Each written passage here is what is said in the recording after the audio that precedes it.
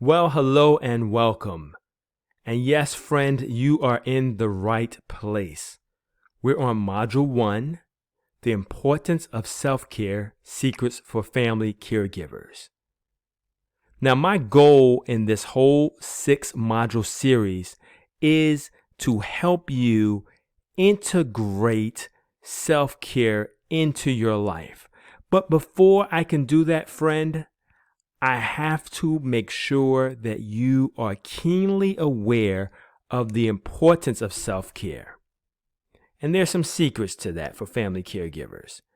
So I want you, no matter where you are on the spectrum, whether you are fully a true believer and believe that self-care is truly important for a family caregiver, or whether you're at the other end of the spectrum where you're saying, this is a bunch of malarkey.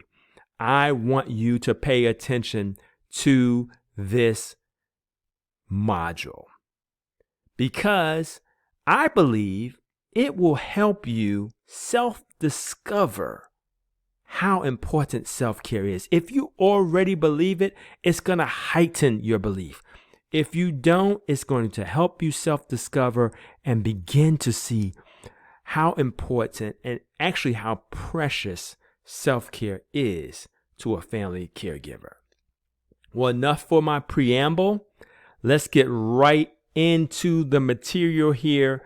So, what I want to do first is explain to you what I mean when I say that we're working with family caregivers. I mean, what exactly are we talking about here? Well, a family caregiver, also called an informal caregiver, is defined as any relative, partner, friend, or neighbor who has a significant personal relationship with and provides a broad range of assistance for an older person or an adult with a chronic or disabling condition with no monetary compensation.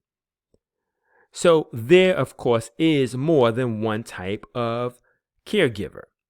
The caregiver that I am specifically addressing in this training series is the family or informal caregiver that we just defined.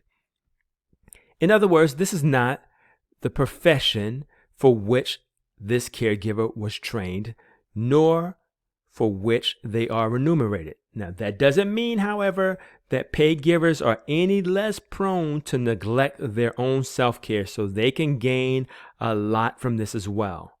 I'm addressing family caregivers because that is what I am intimately acquainted with.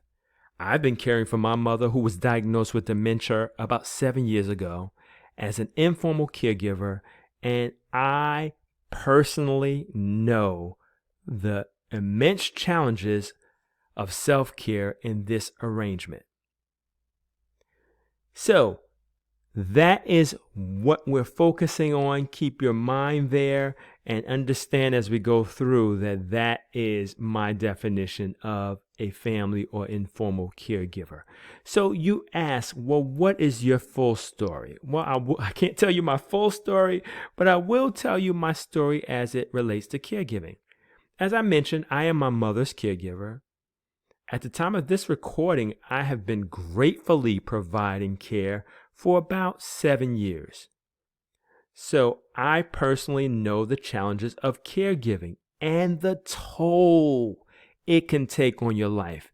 You see, I was definitely slowly spiraling down in health as I was caring for my mom. My mental, emotional, and physical health was suffering, my friend. I was constantly in a state of stress. Depression was creeping up on me. And listen, I went to the emergency room twice in the same year for heart palpitations, when prior to this, I'm going to give away my age, but the prior 54 years, I had never been to an emergency room for myself. I was even admitted on one occasion, which was also a first. And prayerfully, that will be the last time I'll be admitted to the hospital. Once I embraced self-care, though, life became better. I'm here today to share with you the importance of self-care, and I hope and believe that you will take it seriously as you self-discover the importance of self-care. That is what I'm looking to help you do. And listen, I don't think it's hyperbole to say your life and your health and the life and health of the person that you're serving depends on you taking this seriously. That's how much I believe in it. So there are two types of secrets that I want to share with you. There are negative secrets about caregiving and positive. So two types of secrets in the caregiving space that affect the importance of self-care. One type I said is positive, the other type is negative. Let's go ahead and start with some of the negative secrets that people don't necessarily tell you. Now, here's negative secret number one. Caregiving can be lethal, and it can make you sick. Sick mentally, spiritually, emotionally, and or physically. Usually all of them at one time. Now, here's the real secret. Caregiving can take its toll on you slowly and silently. That is the challenge. I personally didn't always take self-care seriously. When I realized I would need to take care of my mom, I rushed right in and began to do the work. I considered myself a very strong person, as I'm sure you might have as well. And I figured I would focus all my attention on my mom's care because I would be all right? I would be fine. Well, after a couple of years of doing this, I realized I wasn't all right. I experienced compassion fatigue, caregiver stress, and eventually caregiver burnout. Of course, I didn't know the name of all these at the time, but now I do. As a matter of fact, I experienced this several times, as I said, before I knew what it was. I was working as a realtor and taking care of my mom, and the stress became unbearable. I knew nothing about prioritizing self-care, and it cost me dearly. Can you relate to this story? Do you see yourself in here at all? I hope you are starting to see yourself here. I want Linda to help me to explain the dangers of caregiving. Now, this is about a 15-minute video, but I want you to pay close attention to it, and please take out a pen and paper, which I hope you already had out, and take some notes here because Linda at this TEDx talk at UCLA is giving some real valuable information, and she tells a good story here too. So check this out. I'm actually going to start this from the beginning. My parents died suddenly when they were very young, and it was heartbreaking. I felt cheated. But if there was a silver lining to that tragedy, I told myself, it's that the chance of me becoming a caregiver for an ill, aging parent was zero. Ironically, 20 years later, what do I become? But an expert in aging and dementia. I work with people with Alzheimer's disease, and I counsel their caregivers. And when caregivers would tell me their stories about their anguish, their frustration, and their exhaustion, I would think to myself, well, maybe I am really the lucky one. For a long time, I felt guilty about that. Because although I could totally be there for caregivers clinically, I really couldn't personally relate to their experiences. And then Marilyn got sick. Marilyn was someone who I befriended when I was in my 20s, who was a mentor to me. And her children were not equipped to take care of her. So I stepped up to the plate. Hey, who better than the expert, right? So I started to care for her. I found her assisted living. I found her doctors. I spoke with her caregivers. And I got her those little but important things like raised toilet seats. And I went to visit her to make sure that she was okay. But as time went on and she got worse, then I would wake up in the middle of the night worrying about her. And I became anxious and stressed out. I became utterly consumed by her situation. So I go to my therapist. Yeah, the therapist goes to her therapist. And I said to her, what is wrong with me? I should be able to handle this. And she looked at me and said, hello, you have caregiver stress.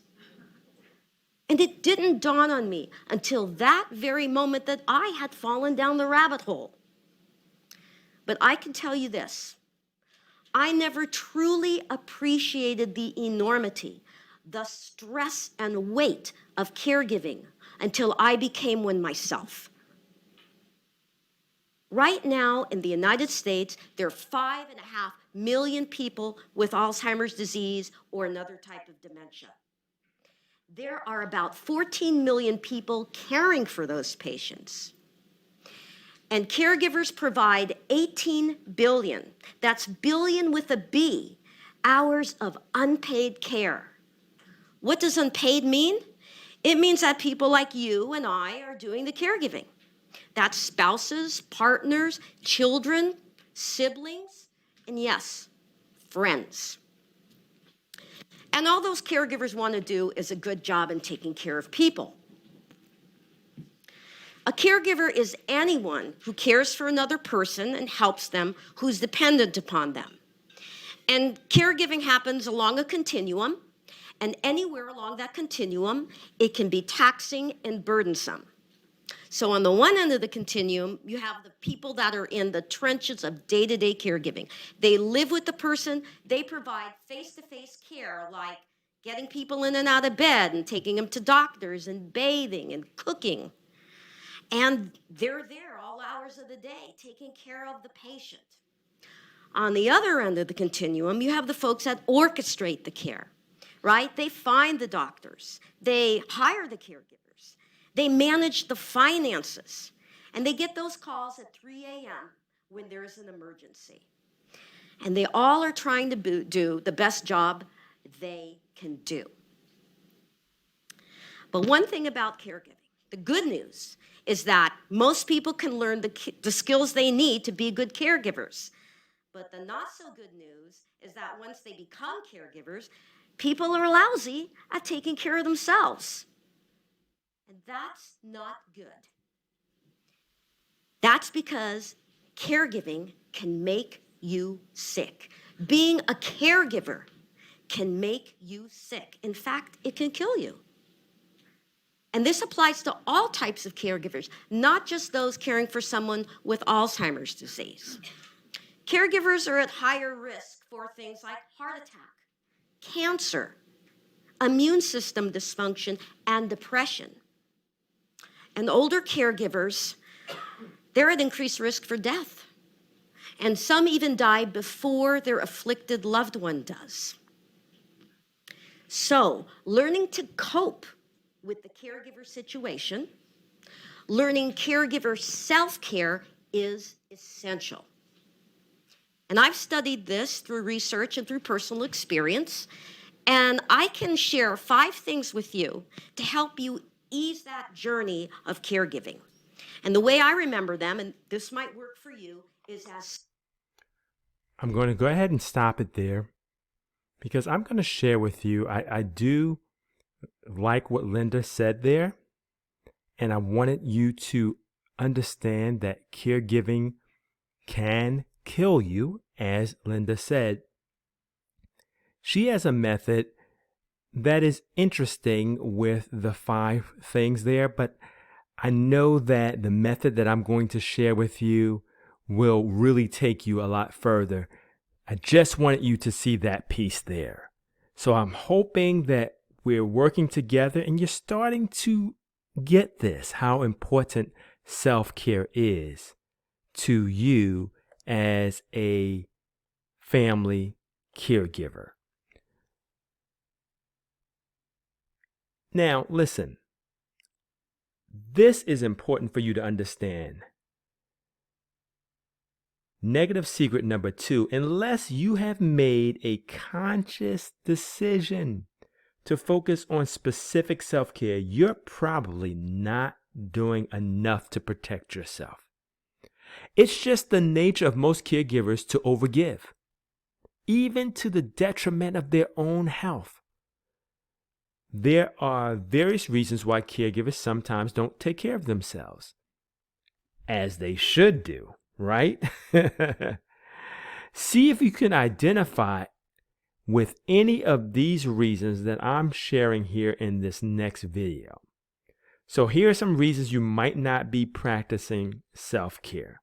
Let's go right into it. Do you feel guilty because you are healthy and your loved one is not? This is not uncommon for caregivers to experience this guilt. Sometimes, subconsciously, they neglect self-care because they don't want to be healthier than their loved one. Do you believe you are so very strong that you don't need to worry about yourself? This is common for younger caregivers, or for caregivers that have always been pretty healthy. Are you worried that other people may think you are selfish or uncaring if you take time for yourself? For the general public, self-care is becoming the thing to do. However, caregivers still struggle with this. Are you afraid that your own doctor may tell you to put your loved one in a facility? For many caregivers, who really want to keep their loved one at home, fear grips them when they even think about going to the doctor for a personal checkup. Or maybe it is just that you have no idea where to start. So ask yourself now, where are you on this spectrum? What I want you to realize is that none of these reasons should stop you from practicing self-care. You need to push past them because self-care is too important to your life to allow these things to stop you. They are common. However, we need to get past that. Okay, so here's negative secret number 3. Unless you ask specifically, or unless you have really candid family members or friends, you may not notice that you're going downhill as you're caring for your loved one. For me, it was not, let me tell you a story about this. It was not until I started implementing self-care tactics and started looking and feeling better physically, mentally, and emotionally feeling better as well, that my friends told me that they were really worried about me. I was going down, but my friends didn't tell me. Now listen, it wasn't because they didn't love me. In fact, many admitted that they had been privately praying for me. It may have been that they were afraid that, if they approached me about it, I would interpret it as them telling me to put my mom in a facility or something like that. My point is, don't wait for anyone to tell you that you need to be practicing self-care. Just do it. Or alternatively, listen to this. I am saying this as your new friend. You ready? You, my friend, need to practice self-care now. Let's take a beat and pause.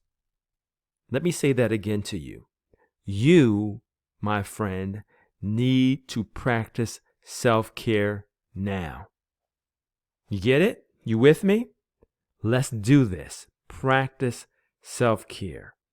All right, it will help you. Here's negative secret number 4. Caregiver stress, caregiver burnout / compassion fatigue are twins that work together to cause most of the health challenges caregivers face.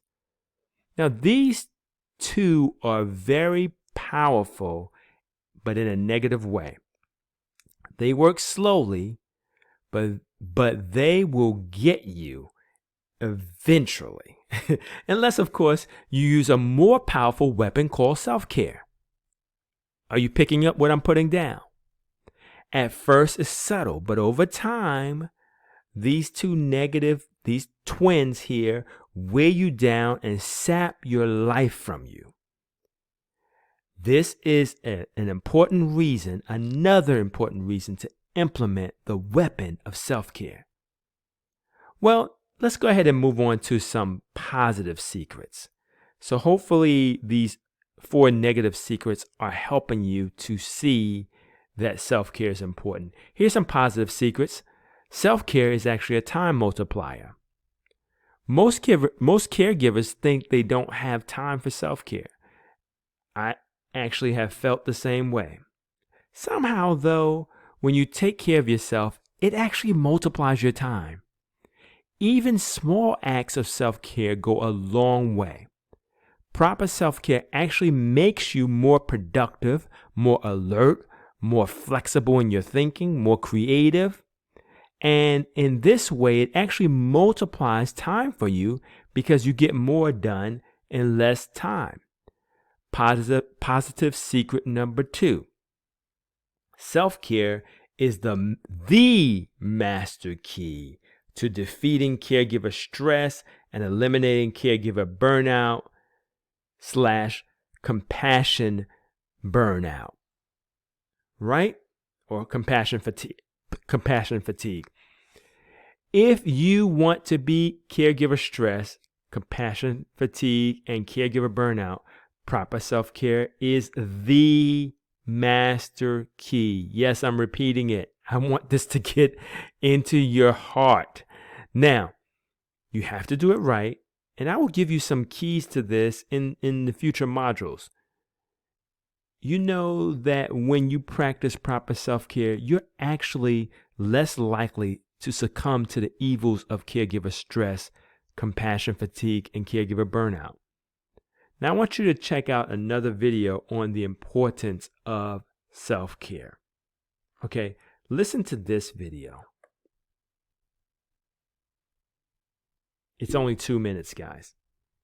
Self-care is when an individual like you and me take responsibility for making daily choices about our lifestyle. And this may include from the very basic things such as brushing our teeth, eating healthily, and choosing exercise for our own well-being. It can also mean engaging in healthy behaviors that are good for our body and our soul, and refraining from unhealthy behaviors such as using drugs, drinking too much alcohol, gambling, or retail therapy. Believe it or not, these things only make us feel good for a very short term. Saying no when things become too much is equally important. For many of us, saying no is not easy, but if we don't take care of ourselves and if we don't say no, we end up taking too much on. This leads to stress, leaving us feeling overwhelmed, which can affect our physical health as well as our emotional and psychological well-being. Why is self-care important? Nurturing our body, our mind, and our spirit requires us to show ourselves some compassion and encourages us to be vulnerable with others, like, for example, asking for help when we need it. Embracing this concept can be difficult for so many of us, but if we don't, we run the risk of feeling depleted and empty.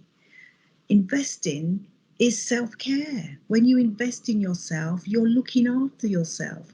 Remember, this is taking responsibility to care for yourself, spending time and effort on yourself. This rejuvenates and it energizes you. It's important that you take into account those things that are good for you, not just your body, not just your mind, but also the whole of you. So take some time to indulge in your interests. What do you like doing? This demonstrates your worth. When you put aside time for things that you enjoy doing, it demonstrates your worth. It leads to improved self-esteem and a more positive outlook on the world. It teaches you a lot about yourself and provides you with insight into what you need in order to be the very best version of you. So listen, my friends, self-care is important for everyone. However, for caregivers, it is a must. I really mean that from the bottom of my heart. It is a must for caregivers. So, positive secret number 3, practicing self-care builds resilience. When you practice self-care regularly, For a span of time, yes, you'll notice that when you're hit with setbacks, you bounce back faster and you come from a place of confidence and positivity. There's something about practicing self-care that just makes you more confident and helps give you the boldness and give you a boldness that is inexplicable. So this is positive secret number 3. Practicing self-care builds resilience. Positive secret number 4. Self-care is not selfish. Hold on, I don't want to play this yet. I'm going to play this for you in a minute. I want to start it at a certain place because it is a long video. But self-care is not selfish. Some caregivers don't pursue self-care because they believe they're being selfish. Many of us think that we should be spending all of our time helping our loved one. The truth is, self-care is not only an unselfish thing to do, it is one of the best things that you can do for your loved ones. Think about this for a moment. If we are healthy and strong, we can really take care of our loved ones on a much higher level. So I want you to listen to this video. I'm going to go to a very specific spot on the video, and I'm not going to play all of it because it is a long video, but I want you to hear this piece here. It's at this marker right here. I'm going to go ahead and go to it for you. Just give me a second. I'm going to move this right to the spot. And welcome back. Well, if it allows me to do it. Show where we spend some time really transforming our minds, our hearts, our spirits.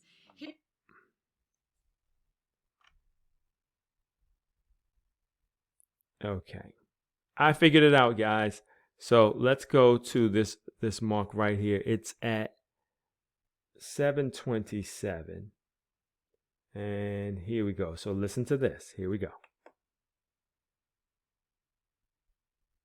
But one of the key things that you say is that self-care is not selfish. And that right there was just like one of those moments where it's like, Right. because so many times we feel Guilty. that we're being, I feel guilty. Like, oh my God, I used to sneak and get a massage. Like, as a business owner, I own my own company. Like, I wasn't even taking a day off. I'd be like, I got a meeting. Right. I got a meeting. And I go get a massage because I felt guilty. Mm-hmm. I felt like I was cheating. It's supposed to be hard always. I'm supposed to suffer, put ash across my forehead and suffer. It makes me a good person. Right. It makes me a better person. The more I sacrifice, I'll get mines in heaven. You know, that's what I was raised believing. Right. I go, wait a minute. Abundance, true abundance, is about you getting your flowers now. It's about not only you getting your flowers, but you share your flowers with others. But you smell them first. You smell every single one first so you can describe how good they smell. And so often we give away our flowers. We give away our joy. We give away our free time. We're like so irresponsible at times with our time. Right. Just give it away and then we run out of it. Oh, there's not enough time in the day. Yes, it is. You just gave it all away. Mm-hmm. You gave 23 hours away and tried to keep an hour for yourself when you needed 5. Right. Man, that was a hard lesson learned, man. Like, I'm not talking from a teacher perspective. I'm talking from a student who's now become the teacher. But man, I just had to, everything about me is about service. But I had to be responsible to go, if I serve you and give you everything I got, I just live my life like it was a race and not a marathon. This is a marathon. I want to be around for the long haul. Right. I want to be around. I want to watch my son's grandchildren. I want to be that. I want to be like my grandmother, watching my child, because I reserve something. I want to love the story that I'm writing. I want to selfishly, or not so selfishly, love the chapter of my life called my now. Because in a moment, it's going to be my yesterday. Right. It's going to be my last year. And man, that's when I can't rewrite it. Right. Do you know what I mean? And we're not guaranteed tomorrow. No, that's bold. That's, right. You know, I realize that acting like you have next year and another year and another 5 years is very arrogant. That's wild. I know I'm kind of, I know I'm, that one I know is touching right, some people. Right. I know I'm kind of gut punching you, right? But it's awful arrogant to assume you got time to wait to do something that you can do now. Ooh.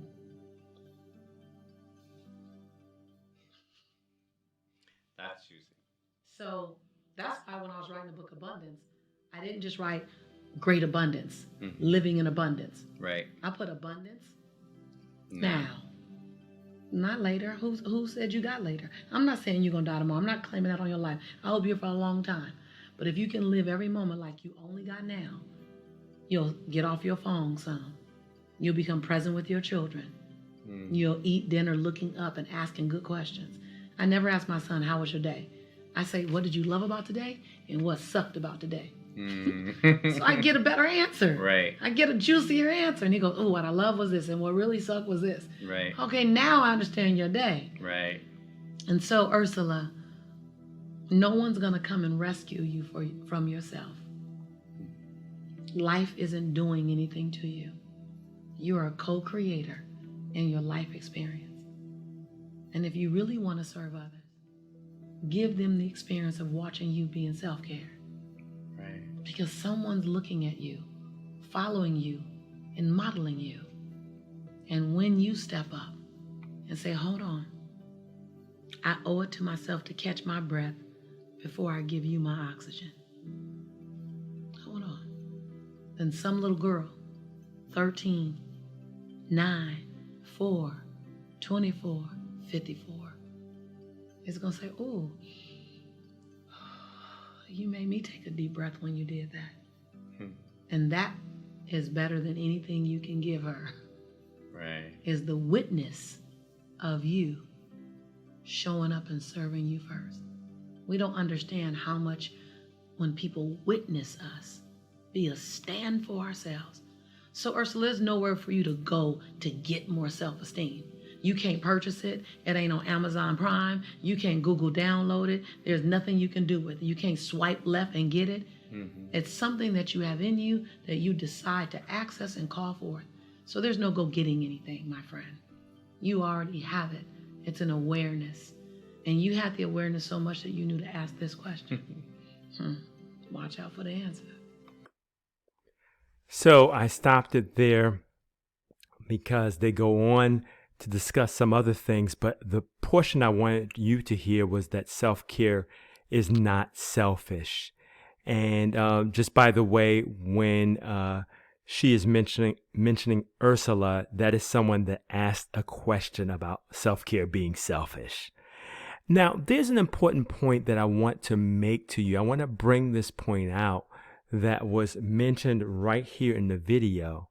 And that is that when you take care of yourself, when you practice self-care, people can see this and it becomes a witness to them. Now, I want to take this a little step further. The person that you're caring for, your loved one, actually can tell when you're taking care of yourself, and it actually makes them happier. I have experienced this myself. I had no idea that somehow on some level, my mother knew when I wasn't taking proper care of myself. And although she couldn't properly express it, she expressed it in other ways, by, I won't act like she's a child and say acting out, but she had some challenging behaviors when I wasn't taking care of myself. And that was her way of saying, you're not taking care of you. I know you're trying to take care of me, but you're not taking care of you. And when I began to exercise self-care, she got happier. So I want to give that to you as something, as a gift, so that you can see that self-care is important because it's going to help the person that you're caring for, your loved one. It's going to help them feel better because they will witness you taking care of yourself. Now, that was juicy, and I hope that you took it and got all the juice from that because that was very important, an important point.